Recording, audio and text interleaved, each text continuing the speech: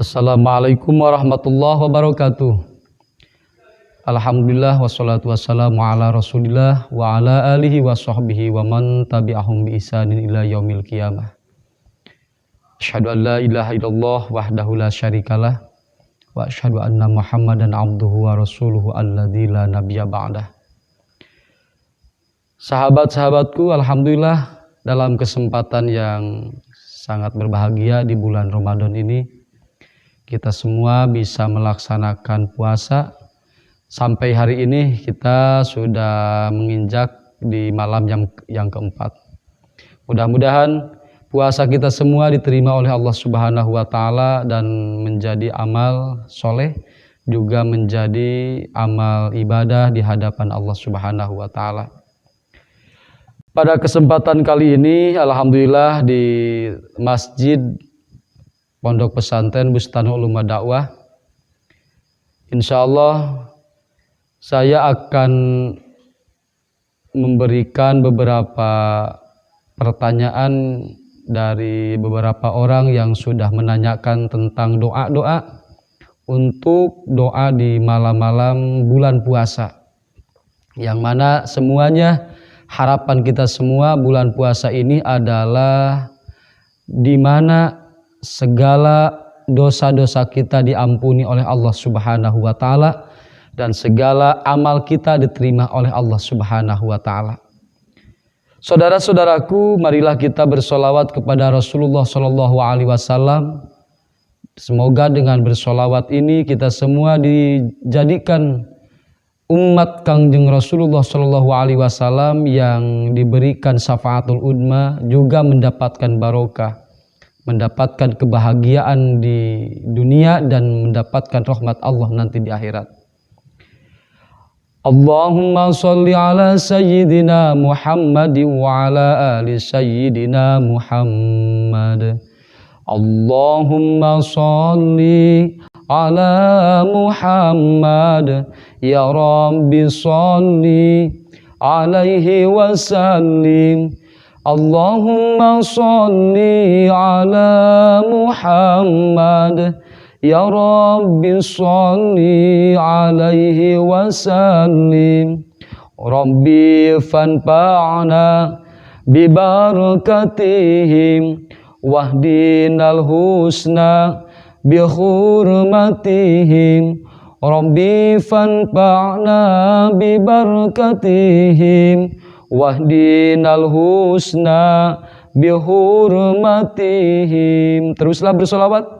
Insyaallah dengan barokah solawat segala hajat kita akan diijabah oleh Allah dan akan segera dikabulkan oleh Allah Subhanahu wa taala. Saudara-saudaraku, sahabat-sahabatku, sebelum melanjutkan ke doa yang akan dibacakan oleh saya untuk kita semua, doa di mana malam keempat ini doa yang udah diwiridkan udah diwariskan oleh Nabi Yuna Muhammad Shallallahu alaihi wasallam lewat kitab dan disampaikan oleh guru-guru saya. Kita perbaiki dulu cara berpuasa yang sebenar-benarnya, karena amal itu akan jadi ketika niatnya benar. Bagaimana niat kita berpuasa? Biasa di dalam kitab dijelaskan cara bacaan niat itu adalah nawaitu sauma godin an adai parodos sahri ramadona hadihi sanati lillahi ta'ala. Satu kali lagi, nawaitu sauma godin an adai parodos sahri ramadona hadihi sanati lillahi ta'ala. Niat itu dilaksanakan biasa kita setelah melaksanakan sholat tarawih sampai sebelum waktunya adzan subuh.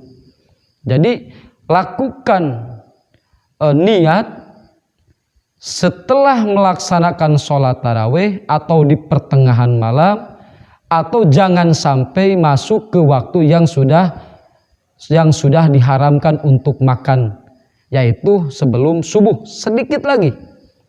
Sedikit ke waktu subuh ada yang namanya waktu imsak. maka di situ masih diperbolehkan untuk melakukan niat kalau saja lupa.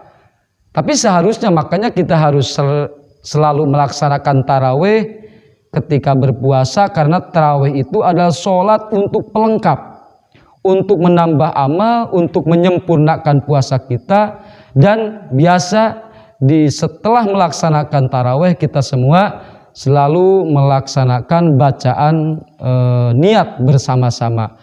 Walaupun niat itu kita bacakan di dalam hati, kalau yang diucapkan oleh lisan itu namanya talafudun niat, maka hukumnya sunat. Yang wajib itu adalah niat dalam hati. Jadi dalam lisan mengatakan nawaitu shauma godin an adai fardhos syahri ramadhana hadihi sanati lillahi ta'ala. Maka dalam hati kita masukkan, aku berniat melaksanakan puasa hari esok di tahun ini, di bulan ini, fardhu lillahi ta'ala. Satu kali lagi, nawaitu shauma godin an adai fardhos syahri ramadhana hadihi sanati lillahi ta'ala. Itu harus ada dalam hati. Bagaimana kalau niat hanya diucapkan tapi tidak masuk ke dalam hati? Maka itu bukan niat namanya, itu namanya talafudun niat. Talafudun niat adalah untuk memperkuat rasa hati, untuk memperkuat perkataan hati ketika mengatakan niat itu. Jadi intinya jangan hanya diucapkan dengan lisan, tapi harus dibacakan dalam hati. Lebih baik tidak mengucapkan, tapi dalam hatinya ada nawaitu shauma godin. Kalau seandainya hanya mengatakan nawaitu shauma godin tapi tidak ada dalam hati, maka itu bukan niat dan tidak sah melaksanakan puasa tanpa niat, karena niat itu adalah sebagian rukun puasa. Jadi intinya yang harus kita waspadai itu adalah niat yang ada dalam hati. Setelah melaksanakan puasa, waspada. Banyak hal-hal yang harus kita waspadai. Jangan sampai puasa itu hanya sekedar lapar dan dahaga, hanya sekedar lapar dan haus. Banyak sekali orang-orang yang melakukan puasa tapi amalnya tidak sampai. Apa yang menjadi amal puasa itu tidak ada?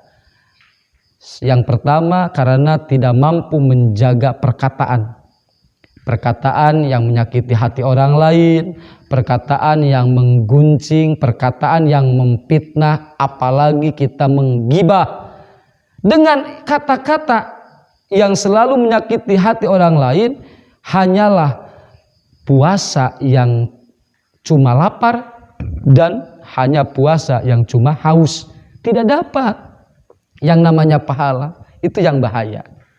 Apalagi kita lengkapi setelah melaksanakan puasa, pas waktu maghrib itu kita harus hati-hati ya. Sebelum ada yang namanya tandanya buka lewat kalimah Allahu Akbar dalam adzan, kita jangan dulu makan, atau jangan dulu minum, atau jangan dulu makan sebelum adzan terdengar. Walaupun hanya sedikit makanan yang masuk ke dalam perut. Maka kalau seandainya belum ada suara adzan sebagai tandanya waktu maghrib, kita jangan buru-buru melaksanakan batal puasa. Apalagi kalau saudara-saudara sudah di hadapan kita udah makanan udah banyak, terus minuman udah banyak, terus makanan itu sudah dicoba, dicicipi-cipi sedikit-sedikit, maka itu waspada saudara-saudaraku.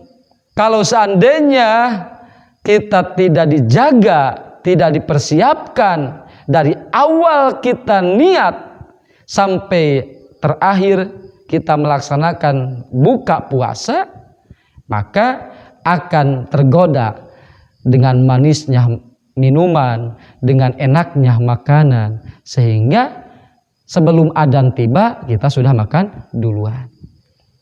Itu yang harus kita waspadai. Terus, dan jangan sampai saudara-saudara kita mendahulukan makan, kita mendahulukan minum, sampai makan dan minum melupakan sembahyang, melupakan sholat maghrib, sehingga sholat maghrib itu waktunya habis.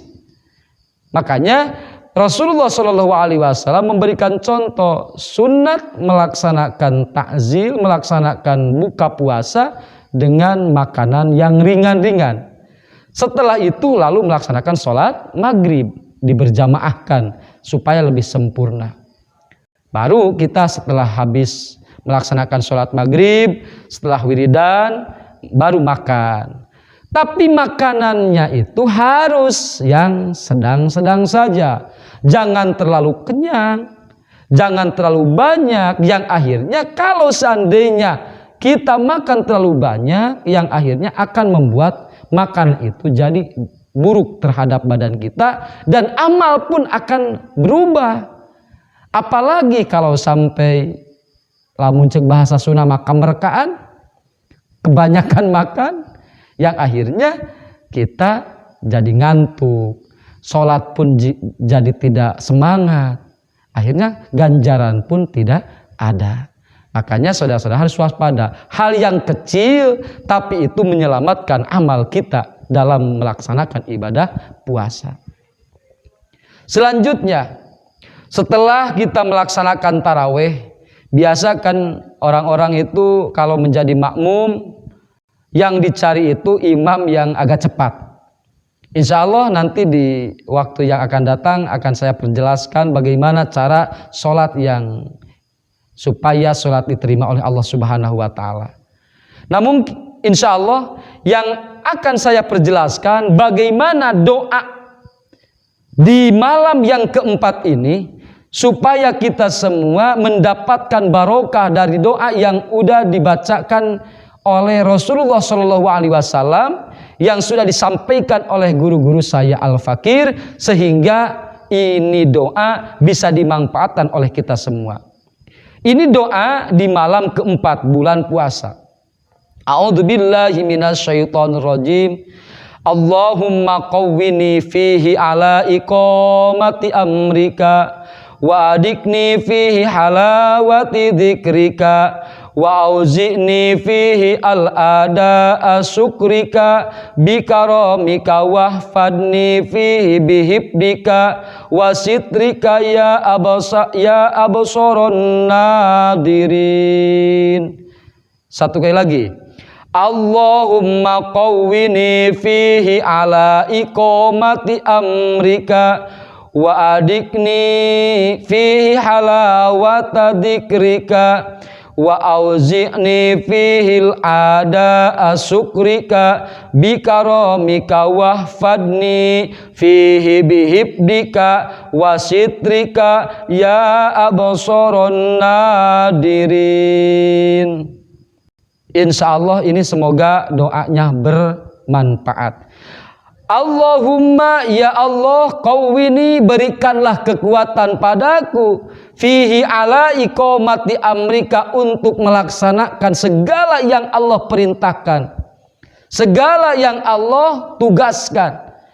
Wadikni fi halawati dzikrika, dan semoga jaga rasa nikmat dalam berzikir kepadamu ya Rabb, dan berikanlah jaga dalam segala hal untuk selalu bersyukur, selalu melaksanakan bersyukur terhadap apa yang sudah berikan kepada kenikmatan kepadaku. Dan ya Allah, berikanlah kemuliaan dan selalu menjaga dengan jagamu, dengan penjagamu, dan berikanlah kepadaku kebahagiaan ya Allah, Dat yang maha melihat, Dat yang maha mendengar, ya Allah, Dat yang maha waspada. Ini semua kita meminta kepada Allah karena yang namanya perintah Allah itu adalah jalan untuk mendapatkan kebahagiaan dunia dan akhirat, tetapi berat untuk dilaksanakan. Kenapa sebabnya? Karena yang namanya pahalanya besar itu, maka melaksanakan perintahnya pun kita juga akan merasakan berat, kecuali orang-orang yang sudah merasa nikmat dalam melaksanakan dzikir dan melaksanakan ibadah kepada Allah Subhanahu wa taala. Makanya minta kepada Allah, berikanlah kekuatan untuk melaksanakan ibadah, untuk melaksanakan perintah-perintah Allah Subhanahu wa taala. Dan semoga Allah terus menjaga rasa nikmat dalam hati, nikmat dalam jiwa, nikmat dalam lisan untuk berzikir kepada Allah. Karena orang yang berzikir itu akan diberikan oleh Allah ketenangan jiwanya. Ala bidzikrillahi tatmainnul qulub. Dengan zikir kepada Allah, kita semua akan diberikan ketenangan dalam hati. Kalau hati sudah tenang, maka jiwa pun akan merasa tenang. Kalau hati sudah tenang, maka pikiran pun akan merasa tenang. Karena hati itu adalah pokok dalam jiwa kita semua. Dan teruslah minta kepada Allah untuk menjadi orang yang selalu bersyukur terhadap apa yang sudah Allah berikan, kenikmatan yang Allah sudah berikan kepada kita semua. Dari nikmat izad, dari nikmat imdad, dari nikmat yang sudah ada, mata dengan diberikan dengan perlihatannya, telinga diberikan dengan pendengarannya, lisan diberikan dengan perkataannya, tangan diberikan dengan rasa, kaki diberikan dengan langkahnya. Maka itu kenikmatan yang harus kita syukuri kepada Allah Subhanahu wa taala. Insya Allah dengan kita selalu bersyukur, akan Allah tambahkan kenikmatan dunia dan Allah akan berikan rahmat di akhirat nanti insya Allah. Maka teruslah kita melaksanakan puasa dengan sebenar-benarnya. Haruslah puasanya yang imanan wahtisaban, dan teruslah jaga supaya puasa kita menjadi puasa yang berisi, puasa yang punya arti, puasa yang punya barokah, sehingga menjadi puasa imanan wahtisaban gupirolahu ma taqaddama min danbi. Ketika sudah puasanya iman dan lillahi ta'ala, insya Allah Allah ta'ala akan mengampuni segala dosa-dosa yang pernah kita laksanakan dan pernah kita lakukan. Semoga bermanfaat. Mohon maaf apabila ada kesalahan, mohon maaf apabila ada kekurangan dalam bacaannya. Semoga guru-guruku, para masyayikh mengkoreksi apa yang saya bacakan. Mungkin namanya juga manusia, banyak kesalahan, tapi insya Allah saya akan menerima. Ketika ada yang mengoreksi, ketika ada yang memberi peringatan, insya Allah akan saya terima dengan legowo, dengan lapang dada. Tapi jangan lupa, teruslah dukung channel Kafiyah TV. Insya Allah akan bermanfaat untuk kita semua. Dan doakan, dengan Kafiyah TV ini kita semua teruslah menjadi sahabat untuk saling mengingatkan dalam kebaikan. Wa tawassaw bil haqqi wa tawassaw bis-sabr. Mudah-mudahan kita semua bisa berjumpa kembali dalam channel yang sama, dalam waktu yang berbeda, tetapi mudah-mudahan selamanya ada dalam barokah Allah Subhanahu wa taala. Wassalamualaikum warahmatullahi wabarakatuh.